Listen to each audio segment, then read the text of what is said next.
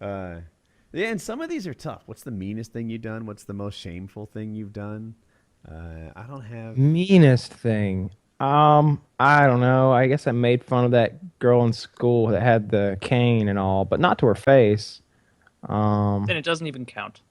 well, I did do sort of like replicate her walk with an imaginary cane. Behind her. Yes. And I referred to her as Cane Girl, but not to her face because I still don't know her name. One time I beat up a guy over nothing. It felt That's a piece somehow of shit not move, Kyle. chivalrous. I was like 14 or 15.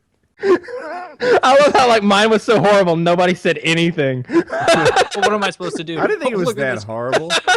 You're like, you made fun of Cane Girl? I know her. Yeah, good old Kane girl. You know what I did that I still feel bad about? So there was this girl in my high school, and she was a lesbian.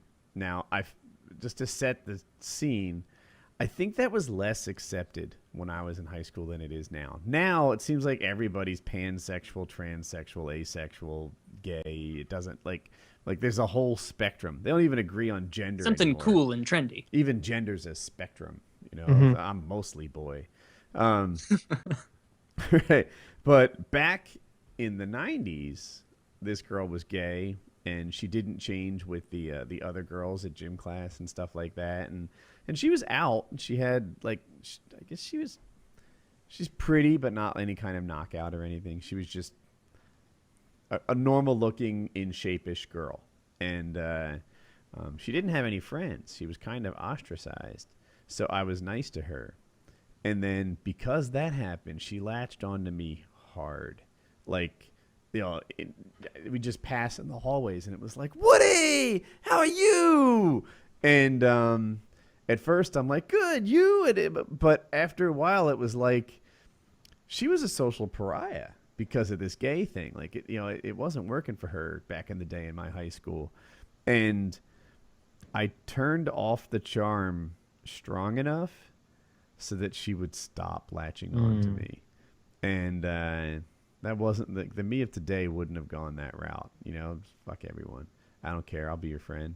But it still feels like one of the meaner things I've done. Like I was trying to be nice, and then she latched on so tight. I felt like we couldn't just be like casually nice. We had to like she wanted hugs in the hallways and stuff, and it was like, nah, can't have that. You're gonna have to back off.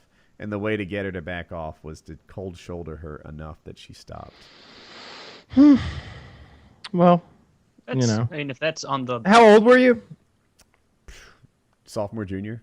I mean, hey, if I can make fun of that Cane Girl, I mean, why can't you do that? That's a big deal. Yeah. At least you were being passively kind of shitty, not actively seeking out a handicapped person to mock them. I guess so. I mean, she Kyle's walked got past me beat. every day. Really, she was Not very asking. fast. You had plenty of time to think of jokes. Maybe that's why. Maybe that was part of it. That is true. She really did sort of linger there in the corridor. Of Linger. Taylor, you have one?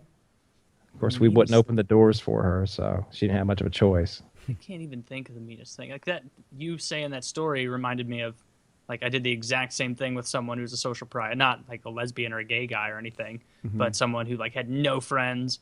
And well, I guess the difference was after like a year and a half of like shunning them, like trying to make it so nobody thought that I was that guy's friend, so that then I could get lumped in on the picking on with that guy. Like, hey, you know, screw Steve over there. Hey, and he always talks to Taylor. Fuck Taylor too. He didn't want that. But after a while, I started to get like a little afraid of this guy, thinking like this guy's gonna, if there is ever a shooting at this school, I know that this guy is high on that list. So I completely backtracked and acted like I never like stopped wanting to be around him or seen with him. So I guess Smart. for the wrong intentions, I was hoping that if that day came in the parking lot as we were walking in, he'd be like, "Hey, Taylor, how about you skip school today? My treat." Yeah. I'm like, "Oh, see you later." Like, I've got but another that- story that was that did make me feel like a piece of shit. Like looking back, like that probably really hurt both of their feelings. That one person they think that actually gave enough of a fuck, not even to like hang out with them outside of school, just to chit chat for a while, not make them feel so lonely. that they were so ostracized that one person that they held out on, they probably went home and thought about like, oh, I could ask them to hang out this weekend. Maybe I'll have something to do. Like maybe I'll be normal.